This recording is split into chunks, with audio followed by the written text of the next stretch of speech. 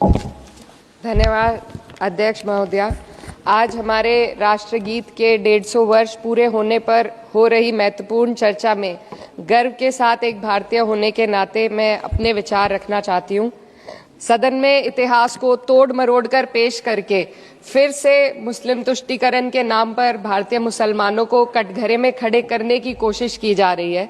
लेकिन मैं सदन में बताना चाहूंगी कि हम भारतीय मुसलमान जिन्ना के आह्वान को ठुकराकर अपने इस प्यारे वतन की मिट्टी के साथ मजबूती से जुड़े रहे। हमने महात्मा गांधी, बाबा साहब डॉक्टर भीमराव अंबेडकर, रविंद्रनाथ टैगोर जी, सुभाष चंद्र बोस जी, मौलाना अबुल कलाम आजाद, अशफाक उल्लाह खां साहब के विचारों को अपनाया। हम भारतीय मुसलमान इंडियंस बाय चॉइस हैं, बाय चांस नहीं। वंदे मातरम के किन छंदों को राष्ट्रगीत के तौर पर अपनाया जाए, यह फैसला सर रविंद्रनाथ टैगोर और सुभाष चंद्र बोस जी जैसे नेताओं के परामर्श के बाद हुआ। क्या अब हम उन महान नायकों की समझ पर प्रश्न चिन्ह उठाएंगे? उन्हें देश को बांटने वाला और तुष्टीकरण करने वाला कहने का पाप करेंगे? उन महान हस्तियों ने वंदे मातरम के उन छंदों को अपनाया जिन्होंने देश के हर वर्ग, हर धर्म के मानने वालों को एक सूत्र में पिरोने का काम किया। और मैं एक घटना आप लोगों के सामने रखना चाहती हूँ। वर्ष 1998 में उत्तर प्रदेश सरकार के मंत्री रविंदर शुक्ला जी ने स्कूलों में राष्ट्रगीत को गाना अनिवार्य कर दिया था। लेकिन तब के तत्कालीन प्रधानमंत्री अटल बिहारी वाजपेयी जी ने, जो उस समय लखनऊ के दौरे पर थे, उत्तर प्रदेश सरकार के इस फैसले पर नाराजगी जताई और यूपी सरकार ने राष्ट्रगीत को अनिवार्य करने वाले मंत्री को बर्खास्त कर दिया था। अब मैं सत्ता पक्ष से सवाल करना चाहूंगी।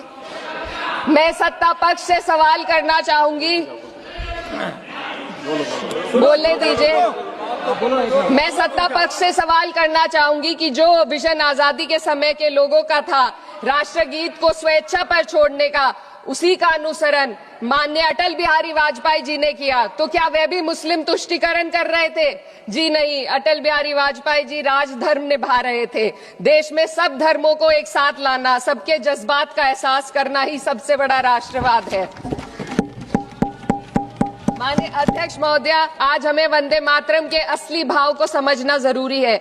यह गीत तो देश के जल, जंगल, जमीन, हरियाली और निर्मल हवा की वंदना को समर्पित है। यह भारत की जन जन की मंगल कामना करता है कि भारत का हर नागरिक स्वस्थ रहे, सुरक्षित रहे और सम्मान के साथ जी सके। सुजलाम सुफलाम का अर्थ है, सुनिए, ऐसा देश जहां स्वच्छ और पर्याप्त जल हो, जहां नदियां जिंदा हो, बहती हो, जीवन देती हो।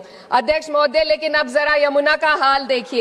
दिल्ली प्रदूषण नियंत्रण समिति की 2025 की रिपोर्ट बताती है कि यमुना के कई हिस्सों में बीओडी स्तर 127 mg पर लीटर है तक पहुंच चुका है, जबकि किसी जीवित नदी के लिए ये 3 mg पर लीटर से कम होना चाहिए।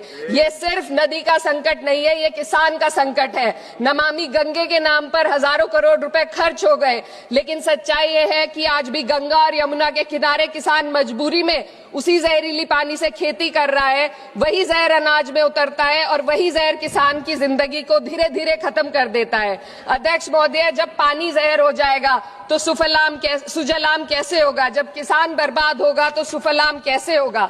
मलयज शीतलम, मलय का अर्थ है मलय पर्वत से बहने वाली ठंडी, सुगंधित, चंदन जैसी हवा जो जीवन देती है, बीमारी नहीं।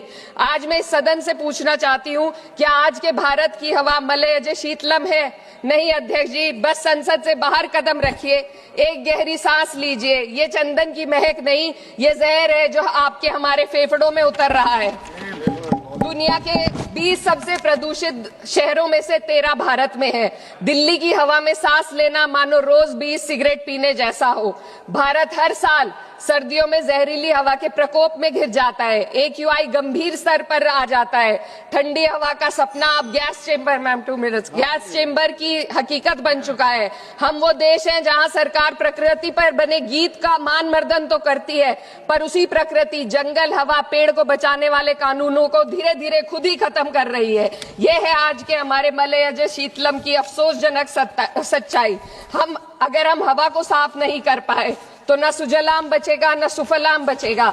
माननीय अध्यक्ष महोदया, सस्य श्यामलम का अर्थ है ऐसा देश जहां उपजाऊ जमीन हो, जहां खेत फसल से भरे हो और किसान कर्ज और निराशा में न डूबा हो।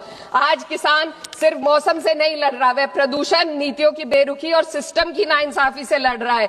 एक तरफ कॉरपोरेट के लोन माफ होते हैं, दूसरी तरफ किसान को उसकी वाजिब एमएसपी भी नहीं मिल पाती है।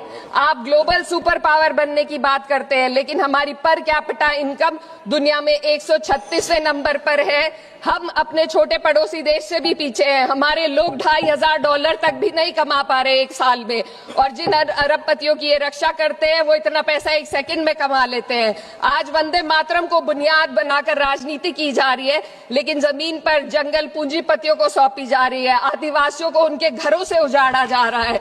मातरम में जो मात्रा माता है वे सिर्फ मातृभूमि की वंदना नहीं, वे इस धरती की हर नारी, वे इस देश की हर बेटी, हर महिला के सम्मान की बात भी करता है। लेकिन आंकड़े अगर आप देखेंगे, एनसीआरबी की हाल की रिपोर्ट के अनुसार, मैम जसवंत के अनुसार देश में हर वर्ष लगभग 30,000 से अधिक बलात्कार हो रहे हैं। यानी एक दिन में 80 से अधिक महिलाएं यौन हिंसा का शिकार होती हैं, और ये सिर्फ दर्ज मामले हैं। जब जम्मू कश्मीर की एक बच्ची हिंसक अत्याचार का शिकार होती है, जब सत्ता से जुड़े लोगों पर आरोप लगते हैं और कार्रवाई वर्षों लटक जाती है, जब उन्नाव की पीड़िता लखनऊ के दरबार में इंसाफ को लेकर अपनी जान देने पर आमादा होती है, जब बिल्किस बानो के अपराधियों का सरकार के लोग द्वारा स्वागत किया जाता है, तो ये घटनाएं वंदे मातरम की आत्मा पर चोट पहुंचाती है। मैं अध्यक्ष महोदया बस यही कहना चाहती हूँ अपनी बात को अंत में रखते हुए कि वंदे मातरम सिर्फ अतीत की ललकार नहीं, ये वर्तमान की जिम्मेदारी है। ये आत्म मंथन की घड़ी है। यही समय है कि हम वंदे मातरम को सिर्फ नारा नहीं, नीति और जिम्मेदारी बनाएं। और अपने जज्बात को मैं आलमा इकबाल साहब के तराना हिंद के साथ इस सदन में रखना चाहती हूँ कि सारे जहां से अच्छा हिंदुस्तान हमारा, हम बुलबुले हैं इसके, ये गुलसिता हमारा, मजहब नहीं सिखाता आपस में बैर रखना, हिंदी है हम, वतन है हिंदुस्तान हमारा। श्रीमती लवली आनंद।